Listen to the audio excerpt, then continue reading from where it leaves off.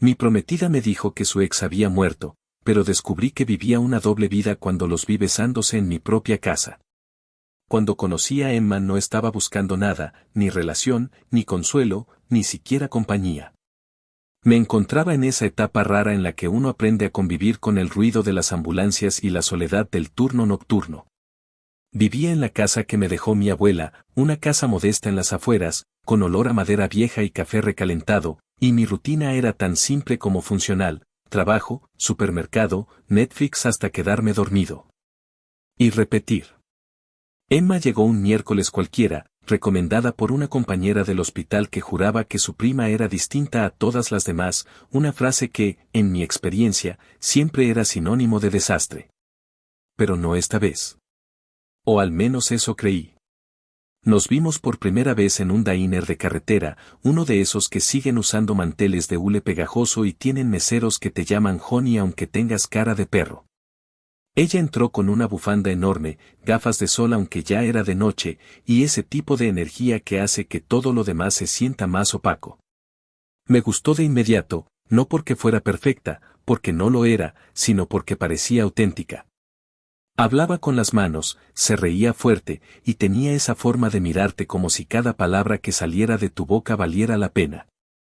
Me preguntó qué hacía con mi vida y, al contarle que era paramédico, no hizo el típico comentario forzado sobre lo heroico de la profesión, sino que dijo que debíamos tener historias bien jodidas para contar.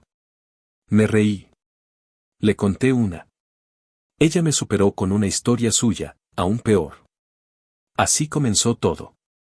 Pasamos de ese primer encuentro a una relación que se sintió, al menos en ese momento, como encontrar un rincón tibio en medio del caos. Emma se mudó conmigo después de 5 meses. No fue una conversación formal, ni un acuerdo con cajas y contratos, simplemente una noche trajo su cepillo de dientes y a la semana ya tenía más ropa en mi armario que yo. No me molestó. Me gustaba verla descalza en la cocina, robando café antes que yo, convirtiendo el silencio del lugar en algo menos triste. Empezó a decorar la casa a su ritmo, con plantas que nunca supe regar y cojines que no combinaban con nada, pero que de alguna forma hacían que todo se sintiera más vivo. Yo, que llevaba años durmiendo sin cerrar bien los ojos, comencé a dormir completo. No éramos perfectos, pero tampoco teníamos razones para pelear. Compartíamos los gastos, cocinábamos juntos los viernes, veíamos películas de terror aunque yo las odiara y ella se durmiera a la mitad. Yo la acompañaba a sus ferias de arte, ella a mis partidos con el equipo de la estación. Teníamos una vida que, desde fuera, parecía sólida. Incluso nuestros amigos lo decían, que hacíamos buena pareja, que teníamos esa conexión que no se fingía. Supongo que por eso cuando empecé a pensar en matrimonio, no lo dudé mucho. Le propuse matrimonio un domingo en la feria del vecindario. No había un plan elaborado, ni fotógrafo escondido ni cartel gigante. Solo estábamos nosotros, caminando entre puestos de maíz asado y algodones de azúcar, cuando me arrodillé junto al carrusel donde nos habíamos besado por primera vez. Emma se tapó la boca, se le llenaron los ojos de lágrimas y me dijo que sí antes de que terminara la pregunta. Fue uno de esos momentos que uno graba en la memoria como si fuera una película. La gente alrededor aplaudió. Un niño nos lanzó confeti. Yo sentí que todo, por fin, estaba en su sitio. Pero no todo fue tan sencillo después. Un par de semanas tras el compromiso, Emma me confesó algo una noche en la que se despertó llorando. Dijo que tenía algo que no me había contado antes, algo que la perseguía y que no quería que se interpusiera entre nosotros. Me senté en la cama, con el corazón en la garganta, esperando lo peor, pero nada me había preparado para lo que dijo: su exnovio había muerto en un accidente hacía poco más de 1 año. No dio muchos detalles. Solo que había sido repentino, doloroso, y que le costaba hablar del tema porque no quería arrastrar esa sombra a lo que estábamos construyendo. Me sentí un poco incómodo, claro. Pero también entendí. Todos cargamos cosas del pasado. La abracé. Le preparé un chocolate caliente. Le prometí que nunca usaría ese tema contra ella. Después de eso, empezó a tener insomnio. A veces se quedaba mirando por la ventana durante horas, con los ojos perdidos y el cuerpo encogido, como si no pudiera encontrar su lugar en el mundo. Yo trataba de ayudarla, de ser paciente, de escuchar. La llevé a terapia. Le ofrecí acompañarla. Me dijo que prefería ir sola, que necesitaba ese espacio solo para ella. Confié. Siempre confié. Tal vez ese fue mi error. Porque lo que no sabía, lo que nunca sospeché, es que ese ex muerto no solo estaba vivo, sino que estaba más presente en mi vida de lo que yo mismo. Y lo peor de todo es que no fue una llamada, ni una foto, ni un mensaje lo que me lo reveló. Fue su risa. Esa risa particular, suya, inconfundible, rebotando en las paredes de nuestra sala mientras yo, agotado después de un doble turno de 14 horas, cruzaba el pasillo en dirección a la cocina. Una risa que no debía estar ahí. Un sonido que me obligó a retroceder un paso, a asomarme con el alma encogida y encontrar la imagen que todavía no logro borrar ni con toda la rabia que acumulé después, Emma, sentada en mis piernas, besando a un tipo que yo no conocía, pero que después de verlos durante 5 segundos, 5 eternos, malditos segundos, supe exactamente quién era. No grité. No armé escándalo. No tiré nada al piso. Solo cerré la puerta, me di la vuelta y conduje hasta la estación de ambulancia sin encender la radio. Me senté en la bahía trasera durante casi 2 horas. Ni siquiera podía llorar. Tenía tanto odio encima que lo único que se me cruzaba por la mente era una frase: esto no se va a quedar así. No iba a gritar, no iba a rogar, no iba a preguntar por qué. Iba a hacer que se arrepintiera. Y esta vez, no iba a avisar. Actualización 1. Pasaron 5 días completos desde aquella noche en la que presencié el beso. 5 días en los que me limité a fingir que todo estaba bien mientras por dentro se me retorcía el estómago cada vez que escuchaba sus pasos. Su voz o incluso el sonido de su cepillo de dientes golpeando el borde del lavamanos. No le dije una sola palabra al respecto, ni una mirada, ni un comentario pasivo-agresivo. Nada. Me limité a actuar como si mi cansancio fuera el culpable de mi distancia, como si los turnos estuvieran devorándome por dentro. Ella pareció creérselo. No sospechó. Aún así, empecé a dormir en la habitación de invitados con la excusa de que mis horarios estaban muy desordenados y no quería despertarla cuando llegara a la madrugada. Ella dijo que entendía, que me cuidara, que me dejara querer. Me daban náuseas sus palabras. Pero las tragué. Cada una. En esos días decidí que no me iba a ir de mi propia casa. No pensaba regalarle ni un centímetro. Yo había crecido allí, cada rincón tenía recuerdos de mi infancia, de mi abuela, de mi adolescencia torpe y de los primeros años rompiéndome el lomo para mantenerla en pie. Emma podía haber traído cojines nuevos, plantas colgantes y velas aromáticas, pero las vigas, el techo, la escritura y hasta las fotos en la alacena eran mías. Si alguien iba a salir de allí, sería ella. Pero no de cualquier manera. No por la puerta de atrás ni con una charla de ruptura. Yo no quería simplemente irme. Quería que lo perdiera todo. Y no por accidente, sino sabiendo exactamente por qué. Lo primero fue acceder a nuestra cuenta compartida del banco. Habíamos creado ese acceso para pagos de servicios, suscripciones y algunas cosas del supermercado que ella manejaba mientras yo estaba en turnos. Era una cuenta modesta, sin grandes cantidades, pero me interesaba más por lo que podía revelar. Descubrí que en las últimas semanas había retirado efectivo en varias ocasiones sin justificación aparente. La mayoría de esos retiros eran en la misma área donde ella aseguraba que daba sesiones de sanación energética a algunas personas del vecindario. En su momento no le presté atención. Siempre pensé que era una especie de hobby inofensivo con aceites esenciales y frases motivacionales. Pero esa plata no era simbólica. Estaba cobrando. Y bastante. La segunda capa del plan fue el iPad viejo que usábamos como centro multimedia en la sala. Lo usábamos para poner música o ver películas en la cocina, y se quedaba cargando sobre el estante como si no sirviera para nada más. Lo que Emma olvidó, o no supo nunca, era que ese dispositivo seguía sincronizado con su cuenta de Apple. Y eso incluía sus mensajes. La noche que descubrí el beso, Esa misma madrugada, me senté en la sala con una taza de café amargo, abrí el iPad y me adentré en un mundo que no pedí ver, pero que me abrí paso con cada palabra. Ahí estaban. Cientos de mensajes con el supuesto muerto. Conversaciones llenas de promesas, insultos contra mí, planes de tener su propio lugar, críticas a mi forma de vestir, a mi olor después del trabajo, a cómo me tragaba los problemas sin llorar. Él le decía cosas como yo no aguantaría vivir con un paramédico pobre y ella respondía que pronto todo cambiaría. Sentí que me sacaban el corazón con pinzas, una palabra a la vez. No me permití rabia. Me puse metódico. Empecé a hacer capturas, organizarlas por fecha, armar una carpeta con las conversaciones más comprometedoras, etiquetadas con notas breves, día que dijo que iría con su mamá igual a estaba en motel. Retiro de $300 igual a pago al tipo, terapia falsa en sala igual a el presente. Todo documentado, sin exagerar, sin inventar. Solo la verdad, cruda y sucia. También revisé el calendario compartido que ella usaba para planificar sus sesiones, descubrí que muchas coincidían con mis turnos más extensos o con mis capacitaciones fuera del condado. Básicamente, me usaba como coartada. Yo creía que trabajaba por nuestro futuro y ella trabajaba en cómo aniquilarlo en mi cara.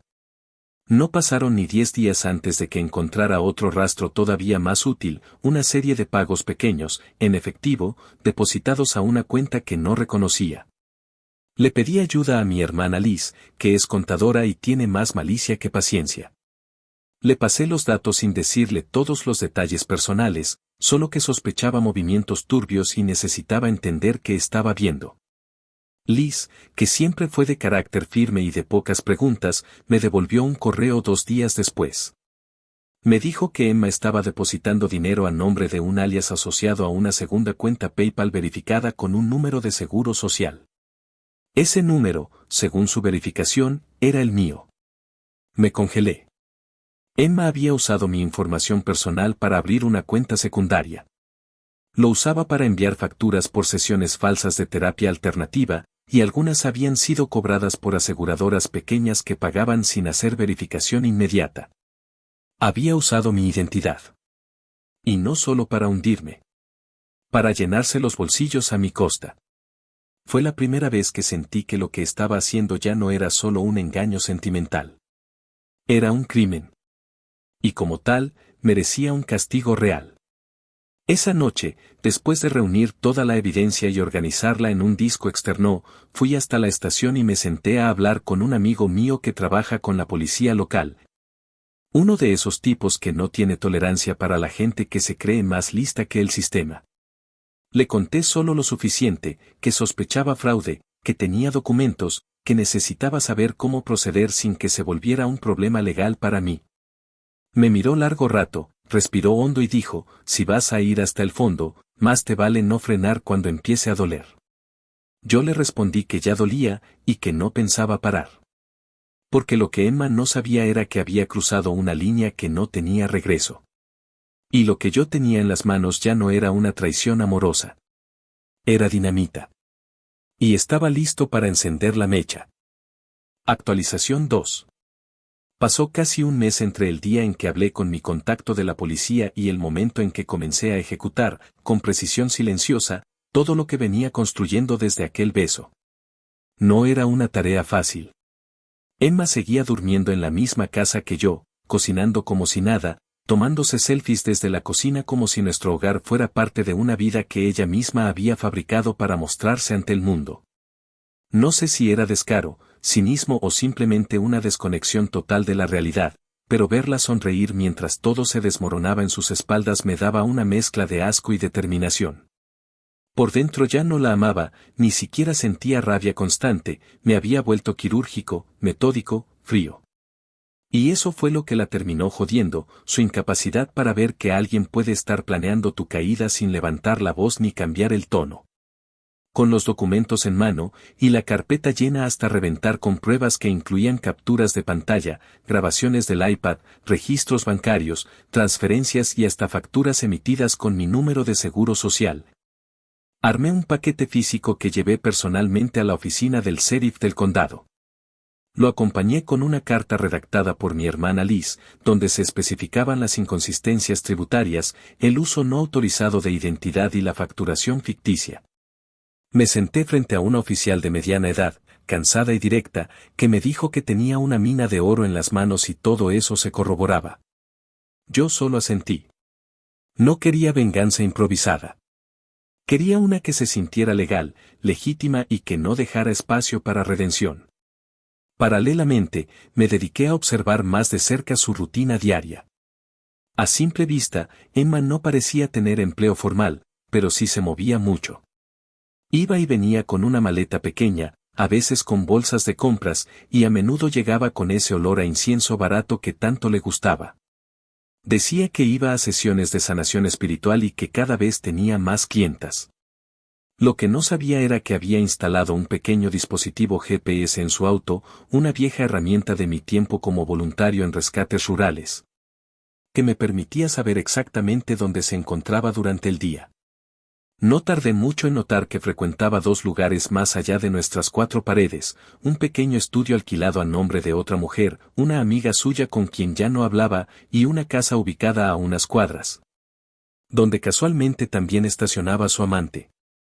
Fue entonces cuando entendí que el fraude no era su única fuente de ingresos. Emma estaba usando esas sesiones como fachada para cobrar en efectivo por servicios holísticos que no solo eran una mentira, sino una estafa peligrosa. Había instalado una camilla en el estudio, luces cálidas y hasta compró batas blancas para parecer profesional. Me enteré porque uno de mis compañeros del hospital, enfermero en la sala de emergencias, me contó entre risas que su esposa había ido a una loca que cura con vibraciones y que le había cobrado $100 por media hora de ajuste emocional. Le pedí que me mostrara una foto del lugar y, al verla, se me heló la sangre. Era ella.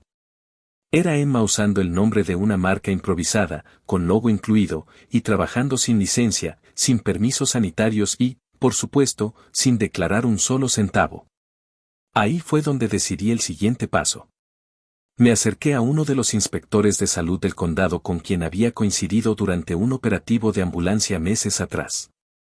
Un tipo estructurado, con cara de piedra y cero paciencia para farsantes.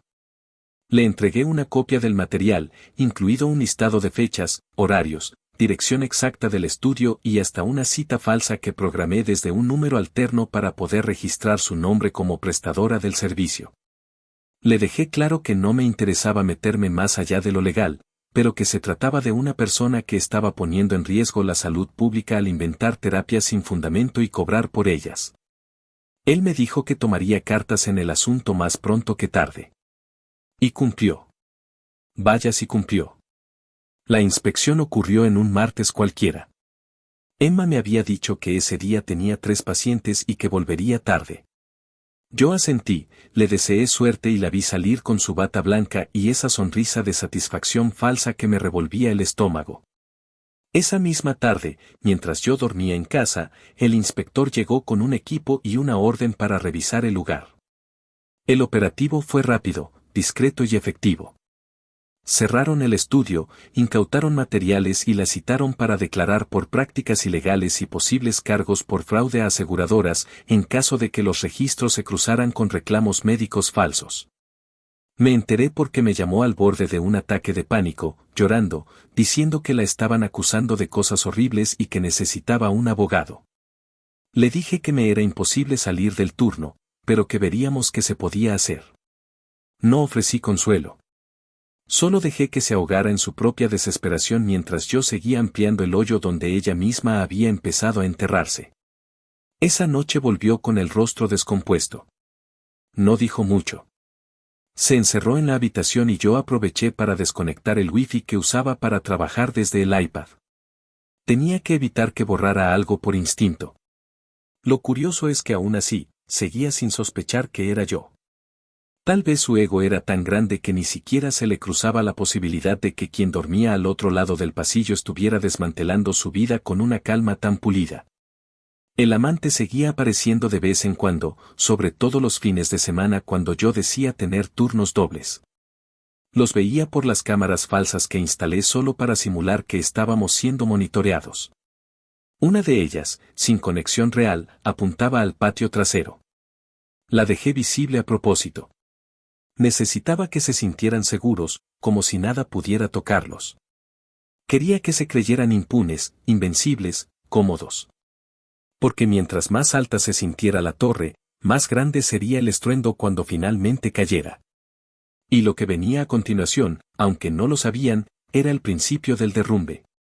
La parte donde no solo iban a perder dinero o reputación, sino la tranquilidad con la que creyeron poder jugar con mi vida y seguir adelante sin consecuencias. Porque hasta ahora solo había sido la tormenta antes del golpe. Pero lo bueno, lo realmente bueno, apenas estaba empezando. Actualización 3. Pasaron 3 semanas después de la inspección en su estudio antes de que el primer bloque de su vida improvisada comenzara a resquebrajarse de verdad, y no fue por el operativo en sí, sino por el miedo que se sembró en ella tras recibir una segunda citación, esta vez no solo como testigo, sino como parte interesada en una investigación por ejercicio profesional sin licencia y posible uso fraudulento de datos. Lo recuerdo con precisión porque esa noche, al llegar, Emma no prendió la luz, no se cambió la ropa, ni siquiera soltó la mochila. Se quedó sentada en la sala, mirando al piso, sin siquiera reparar en que yo ya estaba en la casa desde hacía más de una hora. Dijo, como quien habla en voz alta para sí misma, que tal vez todo se le había salido de las manos, que no pensó que las cosas escalarían así de rápido, que quizás alguien la había delatado. No me miró al decirlo. Se notaba nerviosa, sí, pero aún así no lo suficiente como para imaginar que el tipo que dormía al otro lado del pasillo era precisamente quien le estaba arrancando, capa por capa, la máscara que tanto cuidó.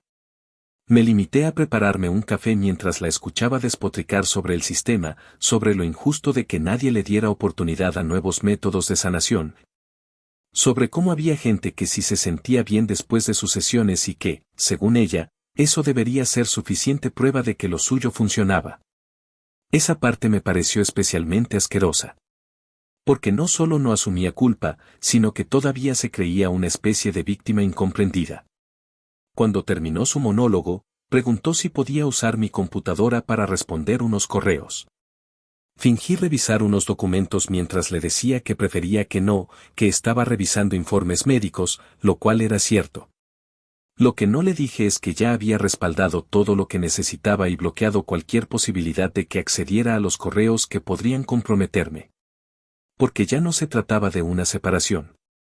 Se trataba de una ejecución limpia, ordenada, sin rastros de mi lado. Días después, recibí un mensaje de mi contacto en la policía. La investigación sobre el uso indebido de mi identidad ya estaba abierta formalmente. No podía darme muchos detalles, pero sí me advirtió que posiblemente sería citado a declarar como parte afectada en las siguientes semanas. Me preguntó si todavía convivía con ella. Le dije que sí, pero que era cuestión de días.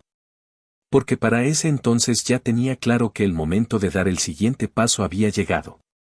No bastaba con que perdiera sus sesiones. No bastaba con que le temblaran las manos cada vez que recibía una carta certificada. Ella tenía que saber que todo lo que estaba pasando no era casualidad, ni una racha de mala suerte, ni una trampa del destino. Era consecuencia. Y que esa consecuencia tenía nombre y rostro, el mío. Fue entonces cuando decidí mover las piezas restantes. Organicé un segundo paquete con todo el material financiero, los extractos, los retiros en efectivo, las notas con fechas cruzadas y los movimientos desde la cuenta PayPal registrada con mi número de seguro. A todo eso le sumé las copias de los mensajes donde ella misma admitía en clave lo que hacían. Frases como hoy fue fácil, entraron sin revisar nada o solo digo que fue sesión emocional y pagan sin preguntar. Palabras que quizás ella creyó inofensivas en su momento, pero que en contexto revelaban el verdadero negocio detrás de su supuesta vocación. También incluí los recibos de las aseguradoras que había encontrado gracias a Liz, mi hermana, que siguió ayudándome a rastrear cada centavo oculto. Y con eso armado, llamé a un abogado. No uno cualquiera, sino uno que trabaja con casos de fraude y apropiación indebida de identidad. Le conté todo, desde el principio, sin omitir lo emocional pero enfocándome en lo legal. Me escuchó en silencio durante más de una hora. Al final, Me dijo que tenía suficiente para no solo denunciarla, sino también demandarla por daños, siempre y cuando quisiera escalar hasta allá. Le pregunté si había riesgo de que ella me acusara de algo en respuesta. Él sonrió de lado y me dijo, tú tienes pruebas. Ella solo tiene mentiras. Y ni siquiera sabe que ya las tiene escritas en tu letra. Eso fue todo lo que necesitaba. Mientras eso avanzaba, en casa el ambiente se volvió espeso, como si ambos supiéramos, aunque ella sin entender del todo por qué, que la calma era artificial. Aún así, ella seguía viéndose con el tipo. No cada día, pero sí los fines de semana, o cuando creía que yo estaba en turnos largos. Una noche incluso lo trajo otra vez a la casa, sin siquiera molestarse en ocultarlo. Me di cuenta por el movimiento de la puerta trasera y por el leve sonido de su risa ahogada que resonaba hasta mi habitación. No salí. No los enfrenté. No grité. Solo grabé el audio desde mi celular, como una pieza más para mi colección. A la semana siguiente, volví a recibir noticias.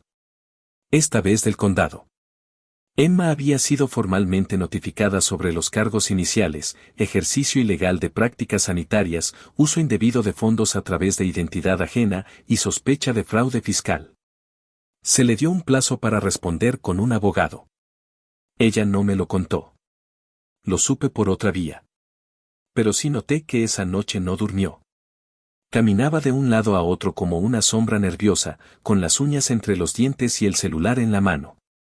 La vi tantear llamar a alguien y colgar. Tal vez su amante, tal vez algún abogado de poca monta. No me importó.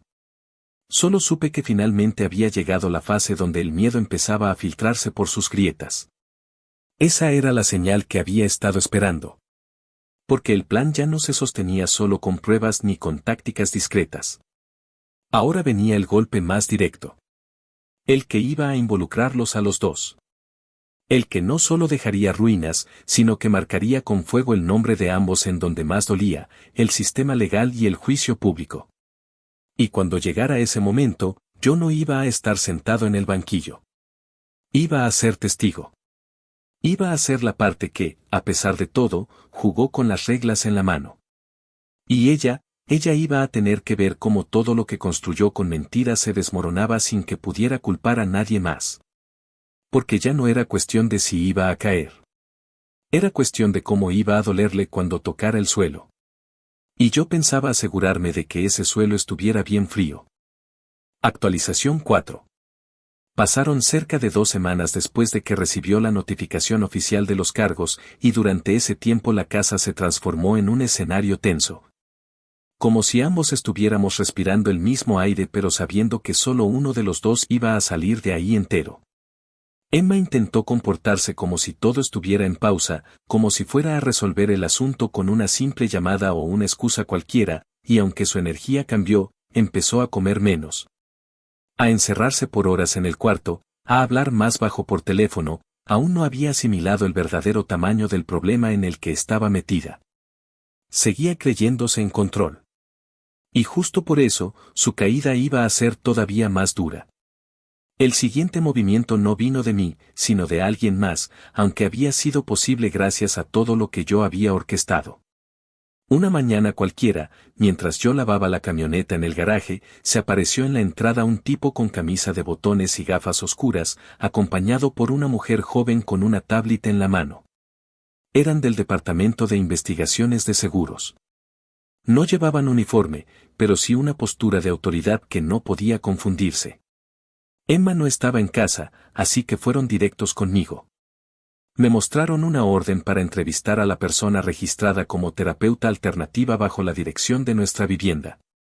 Me preguntaron si sabía algo sobre las sesiones realizadas allí y si podía confirmar los horarios, el uso del espacio y los registros de pago.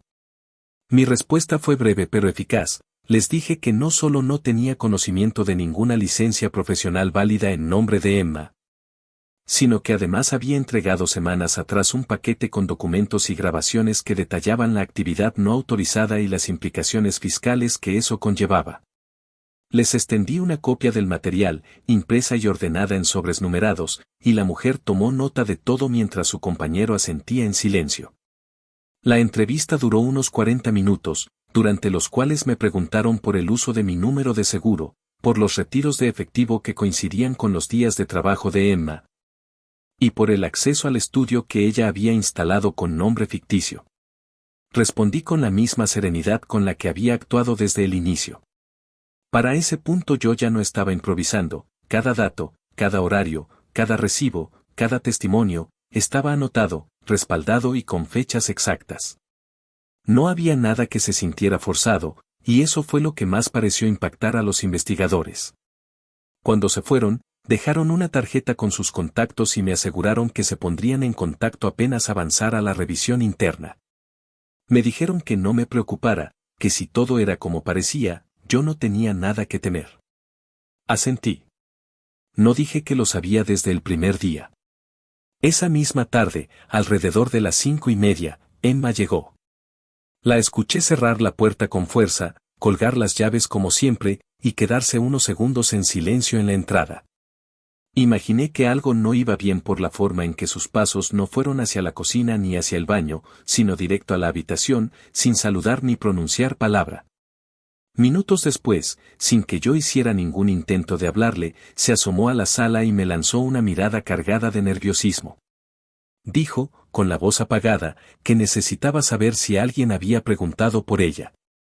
Fingí desconcierto, le pregunté si había algún problema, y ella murmuró que le habían dejado una notificación adicional de parte del condado, que al parecer alguien más estaba haciendo una investigación aparte.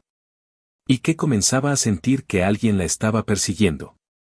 En lugar de confrontarla o dejar que siguiera hablando, le respondí que no sabía nada, que no había estado en casa todo el día. Luego me levanté, tomé las llaves de la camioneta y salí a hacer tiempo en el supermercado. No tenía intenciones de hablar. Solo de que la duda empezara a carcomerla por dentro. 2 días después, pasó lo que estaba esperando. El idiota de su amante se presentó en mi lugar de trabajo. Fue directo a la estación de ambulancias, sin pedir cita, sin llamar antes, sin siquiera entender la estupidez que estaba haciendo. Llegó alterado, sudando, con los ojos desorbitados, y pidió hablar conmigo como hombres. Yo estaba terminando un reporte de atención médica, aún con los guantes puestos, cuando el supervisor me dijo que había un tal Travis esperándome en la entrada. Apenas lo vi, supe quién era. Su rostro me era familiar, no por los mensajes ni por las fotos, sino por esa estampa arrogante y ridícula con la que se sentó en mi sofá la noche del beso. Lo dejé hablar primero. Dijo que sabía que alguien estaba metiendo mano para arruinarles la vida, que Emma no merecía lo que le estaba pasando, que seguro esto era una vendetta de algún ex resentido. Y que él solo quería advertirme que tenían abogados, que iban a limpiar su nombre y que si yo tenía algo que ver, me iba a salir caro. Lo escuché sin interrumpirlo. Cuando terminó, le pedí que me esperara un momento y entré a la oficina. Regresé con un folder grueso, se lo entregué en la mano y le dije que si de verdad quería entender por qué estaban en problemas, que leyera eso antes de seguir ladrando estupideces en propiedad pública. El tipo hojeó apenas unas páginas, se le puso la cara roja, cerró el folder con torpeza y me dijo que me iba a arrepentir. Yo, sin levantar la voz, le dije que la próxima vez que pisara mi lugar de trabajo con amenazas, el sheriff lo iba a escoltar personalmente al asiento trasero de una patrulla. Se fue mascullando cosas ininteligibles, pero yo sabía que ya lo tenía, acababa de caer en pánico. Y si él caía, Emma también. Porque el que grita primero, es el que siente que ya perdió. Esa noche, en casa, Emma me miró diferente. Supongo que Travis le contó algo, aunque no en detalle. Ella no sabía cuánto sabía yo, ni cuántas piezas había movido ya. Pero sí entendió, por fin, que todo lo que estaba ocurriendo no era coincidencia. No me dijo nada. Solo me observó desde la cocina como si viera a un extraño. Fue la primera vez que pareció asustada de verdad. Y aunque no dije una sola palabra, ni hice ningún gesto, supe que en su cabeza comenzaba a formar la pregunta que más quería evitar, ¿y si fui yo? No respondió esa noche. No me confrontó. Solo se encerró temprano, como si el sueño pudiera protegerla de la tormenta. Pero lo cierto es que esa tormenta ya había cruzado la puerta hace rato. Y lo que estaba por venir, lo que ella aún no imaginaba, era la parte donde no solo perdería su reputación o su negocio, sino el espacio mismo que había ocupado en mi vida. Porque a partir de ese punto, lo que yo iba a arrancarle no era material. Era algo más profundo. Más íntimo. Y muchísimo más difícil de recuperar. Actualización 5. Transcurrieron aproximadamente 45 días desde la visita de Travis a mi trabajo y, durante ese tiempo, cada cosa que Emma y él habían intentado reconstruir con cinta adhesiva empezó a desmoronarse de forma sistemática, como si cada pieza de su pequeño imperio de mentiras se estuviera pudriendo desde adentro.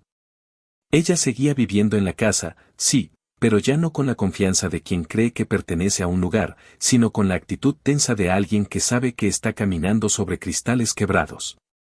Lo noté en sus gestos cada vez más calculados, en las respuestas breves que daba cuando la miraba, en la forma en que dejó de traer a su amante a la casa y en cómo empezó a guardar su celular en el bolsillo trasero del pantalón en lugar de dejarlo sobre la mesa como solía hacerlo antes.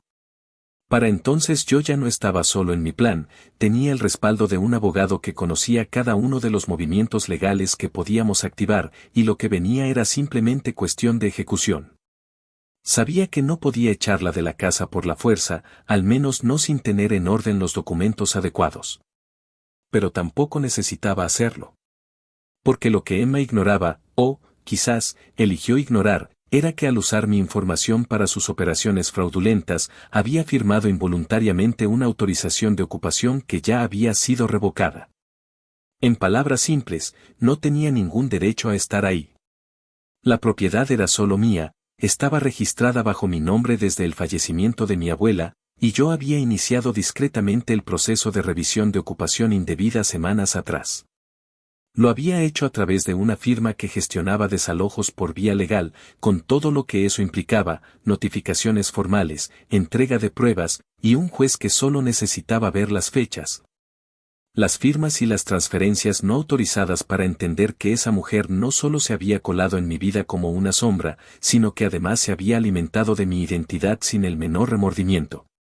La carta de desalojo fue entregada una mañana en la que Emma dormía aún, después de haber pasado gran parte de la noche hablando por teléfono en la cocina. Yo no estaba presente cuando la recibió. El agente judicial encargado dejó una copia bajo la puerta y otra directamente en el buzón. La reacción fue inmediata.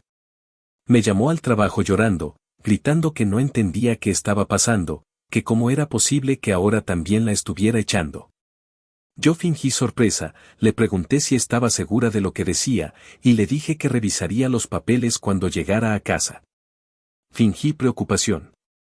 Le dije que podía ser un error administrativo. En el fondo, me deleité escuchando cómo se quebraba. Esa noche, al volver, encontré la casa hecha un caos. Emma había abierto todos los cajones, esparcido documentos, y tenía un sobre con mi nombre en las manos, completamente temblorosa. Me dijo que no podía creer que yo la traicionara así, que cómo era posible que justo yo, a quien le había entregado tanto, la estuviera dejando sin un techo. Me miró con los ojos desorbitados, y por primera vez en mucho tiempo, sentí que estaba viendo a la versión real de Emma. No la que me abrazaba después del trabajo, ni la que me preparaba cenas falsas con velas recicladas, ni la que decoraba la sala con frases motivacionales en madera pintada. Esa noche vi a la Emma que siempre había estado detrás de esa fachada, una mujer manipuladora, egoísta, que lloraba no por lo que había perdido, sino por el miedo a no poder seguir ganando a costa de otros. No discutí. No me defendí. Solo le dije que todo estaba en manos de abogados y que lo mejor que podía hacer era cooperar. Al día siguiente, después de no dormir en toda la noche, se fue por su cuenta a la casa de una amiga que no conocía, o eso dijo, llevándose solo 2 maletas y dejando atrás el resto de sus cosas. No hubo reconciliación, ni promesas, ni siquiera una despedida formal. Simplemente cerró la puerta sin mirar atrás. Lo que no sabía era que, en paralelo, ya estaba comenzando a rodar el otro proceso, el de reembolso obligatorio a las aseguradoras que había estafado. Las compañías, tras concluir sus investigaciones, habían decidido actuar. No solo iban a exigirle la devolución completa de lo facturado con mi número de seguro social, sino también aplicarle una penalidad fiscal y prohibirle el acceso a cualquier registro profesional durante mínimo 5 años. Todo eso, bajo la supervisión de un juez que ya había aceptado la primera tanda de pruebas.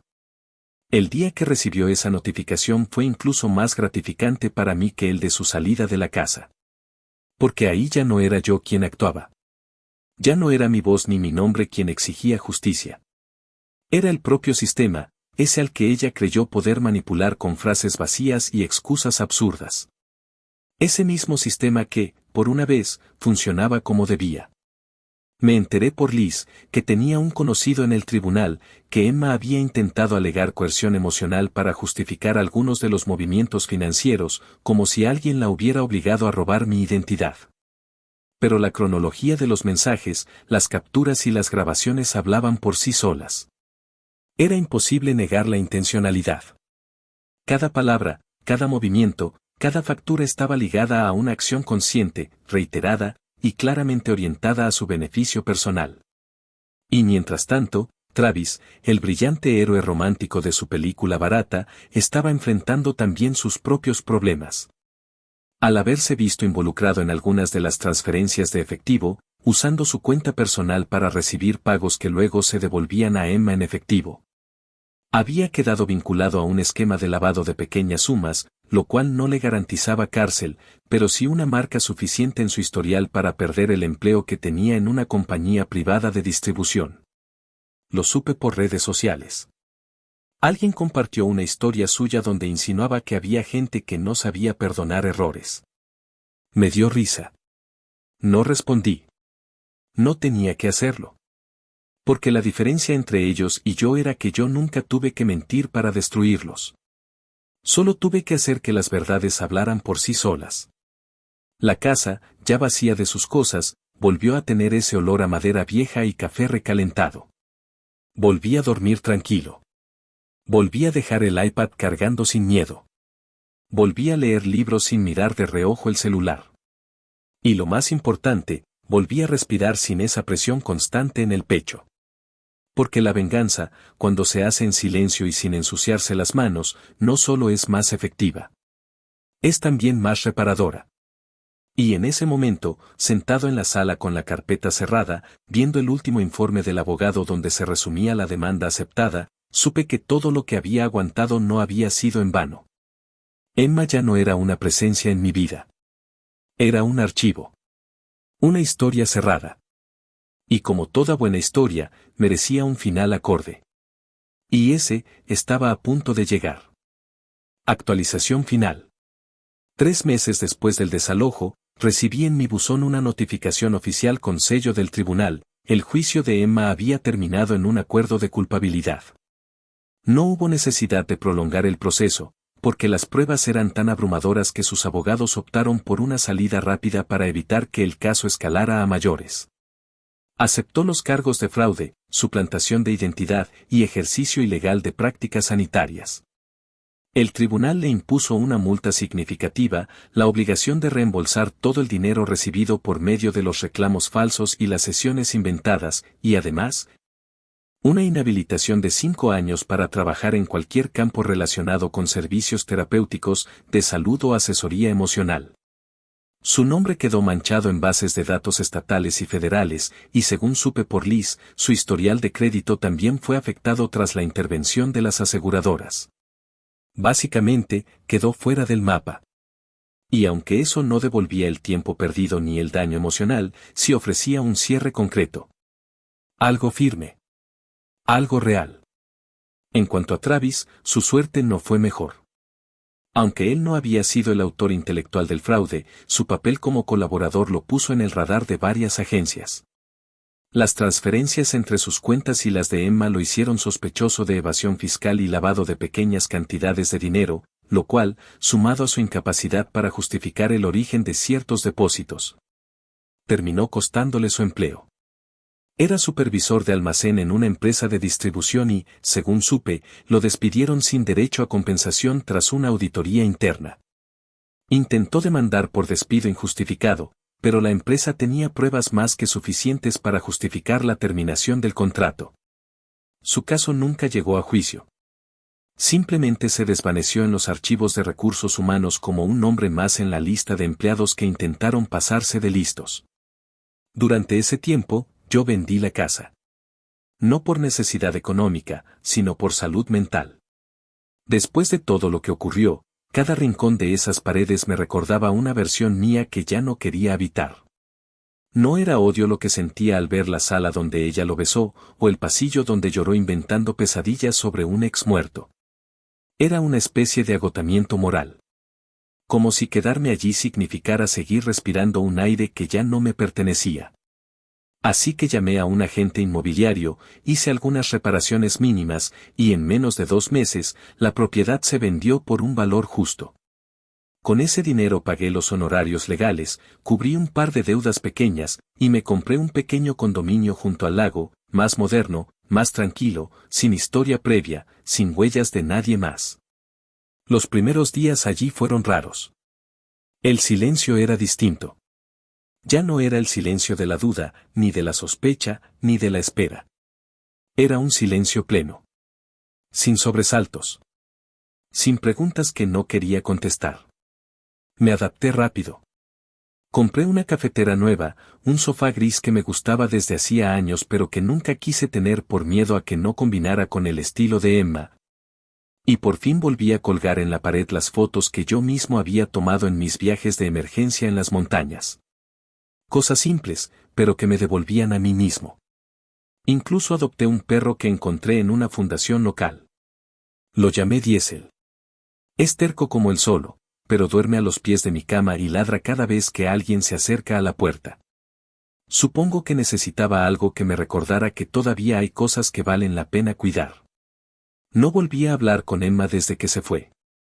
No hubo mensaje, ni disculpa, ni intento de redención. Pero sí supe que, durante el proceso, intentó contactar a algunas de mis amistades con la excusa de explicar su versión. Ninguno respondió. Algunos ni siquiera abrieron sus mensajes. Otros, directamente, la bloquearon. La mayoría ya sabía toda la historia, porque en algún momento, con los pies más firmes en el suelo, me tomé el trabajo de contarla. No por chisme ni por revancha social, sino porque merecía que supieran la verdad. Porque durante mucho tiempo, Emma fingió ser alguien que no era y utilizó mi entorno para validar su mentira. Y eso, por más que ya no me hiciera daño, merecía ser limpiado. Hoy en día, si buscas su nombre en Internet, lo primero que aparece no es su antigua página de sanación energética, ni sus fotos editadas con frases como "elige la luz". Aparecen reportes judiciales, una lista de entidades sancionadoras y una nota local sobre el incremento de fraudes relacionados con prácticas pseudocientíficas. Nada más. Nada menos. A veces, cuando camino por el lago en las tardes, pienso en todo lo que pasó y me cuesta trabajo creer que lo viví. No porque haya sido increíble, sino porque ya no me duele. Me dejó una marca, sí. Me hizo desconfiado, menos ingenuo, más escéptico. Pero también me enseñó que la venganza no tiene que ser ruidosa ni violenta para ser efectiva. Que a veces lo más poderoso que uno puede hacer es dejar que el tiempo, la verdad y el sistema hagan su trabajo, mientras uno se reconstruye desde cero, en silencio, lejos del desastre. Una vez, alguien me preguntó si no hubiera preferido simplemente dejarla e irme sin hacer nada. Que si no me parecía demasiado todo lo que hice. Yo le respondí lo mismo que ahora me repito cuando la memoria intenta colarse por alguna rendija: ella no solo me fue infiel. Me robó. Me manipuló. Me mintió con los dientes apretados mientras me abrazaba por las noches. Usó mi nombre, mi trabajo, mi casa, mi dignidad. Y aún así, no me rebajé a su nivel. Nunca inventé una sola palabra. Solo la dejé caer en su propia trampa. Y cuando se levantó, ya era demasiado tarde para cambiar nada. Así terminó todo. No con gritos. No con violencia. Sino con una firma en un juzgado, una casa vendida, una cuenta cerrada y una vida distinta. Emma ya no existe en mi mundo. Travis tampoco. Y yo, después de todo, sigo aquí. Con mi café caliente, un perro testarudo y la certeza de que a veces, el silencio tiene más filo que cualquier grito.